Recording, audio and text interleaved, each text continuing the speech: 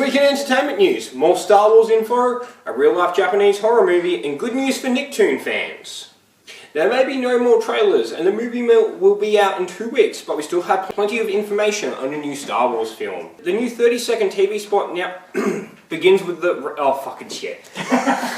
The new 30-second TV spot begins with the now recognisable shot of BB-8 and Rey looking up in horror as the First Order ship flies through the sky. We also see Ren is after Finn's lightsaber, and we get a look at Finn's battle with a stormtrooper wielding an electric melee weapon, and X-Wings that appear to be attacking the First Order Starkiller base.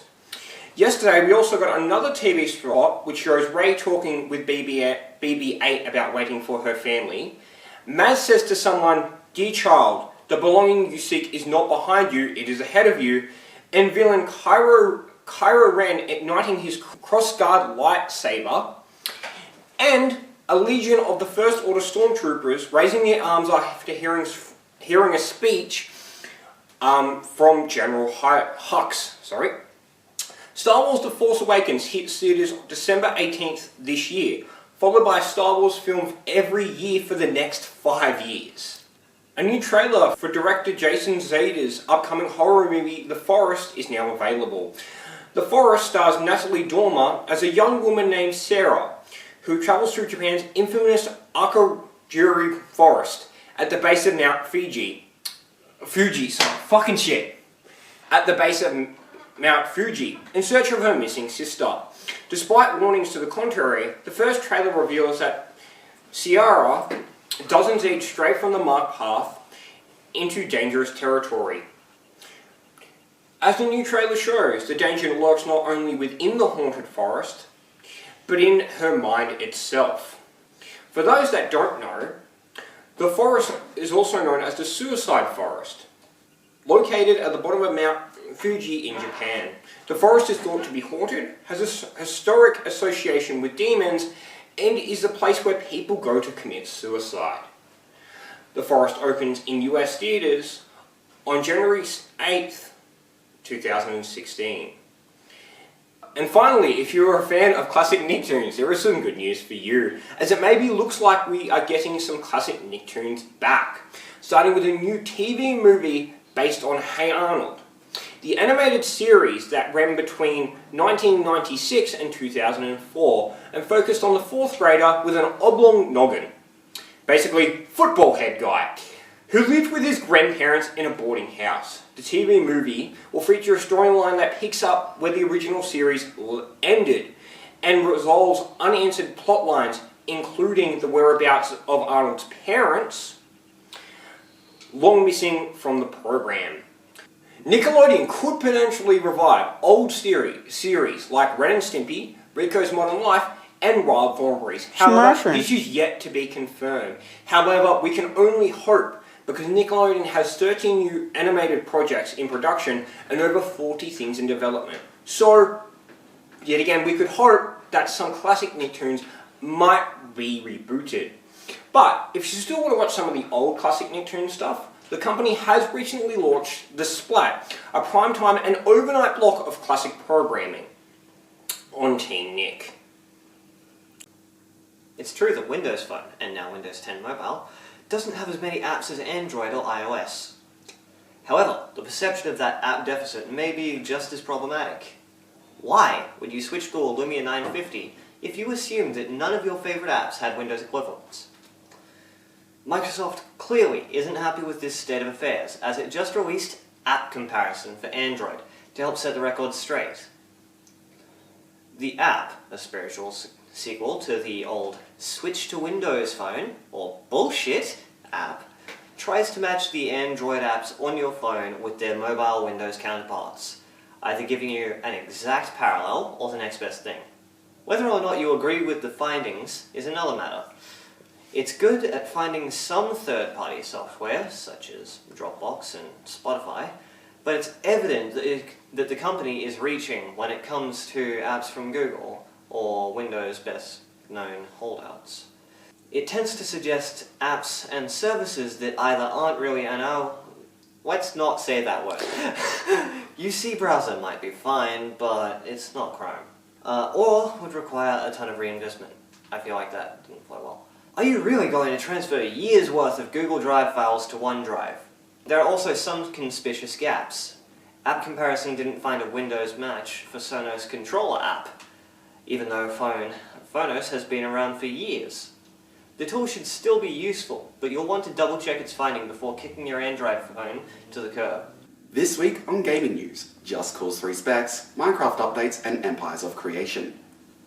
Just Cause 3 system requirements have been announced for minimum specs. For minimum specs, you will require a copy of Vista, SP2, Windows 7, SP1, Windows 8, or any other newer Windows operating system, an Intel i5-2500K or an AMD Phenom 2 X6 at 3GHz, 6GB of memory, and a GTX 670 or a HD 7870 graphics card.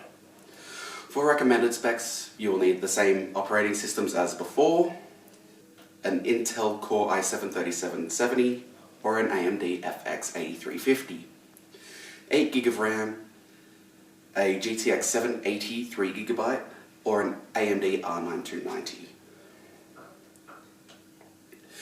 Minecraft gets an update on Windows 10 and Pocket Edition. The 0.13 update brings the first of 3 groups of simple Redstone items to the Windows 10 Edition Beta and Pocket Edition, including redstone wires, redstone torches, redstone lamps, levers, buttons, pressure plates, tripwire, hooks, note blocks, trap chest, detector rails, and TNT.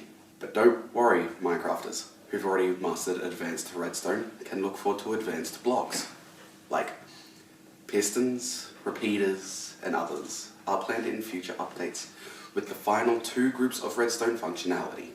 Desert temples and rabbits. Redstone is a huge, much awaited update, but we've also got icing to put on to the top of the cake. While exploring desert biomes, players might find mysterious desert temples emerging from the sands, built from sandstone. These structures offer adventurous Minecrafters a chance at grabbing some valuable loot provided they can make it out in one piece. Players will also find 6 types of adorable cuddly bunnies hopping around their Minecraft worlds. We've invested most sophisticated and revolutionary bunny AI technology to ensure that, just like in real life, these skittish bundles of fur will help themselves to your crops when they are hungry, cute, but destructive. And this week on Indie Game Weekly, Empires of Creation, an up-and-coming sci-fi themed sandbox game. Take on the role of the fleet leader and make your name in the galaxy, and ultimately conquer it. You will have to utilize strategy planning of the empire you create, and perfect reaction times in order to defeat your enemies in the fast-paced fleet to fleet combat.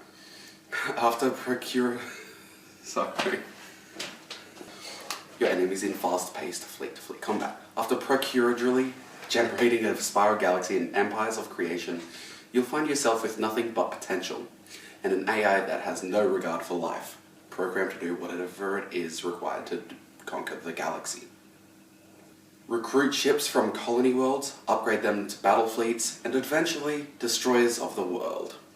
Expansion and hostility will find you involved in galactic warfare, with entire empires in order to conquer the galaxy.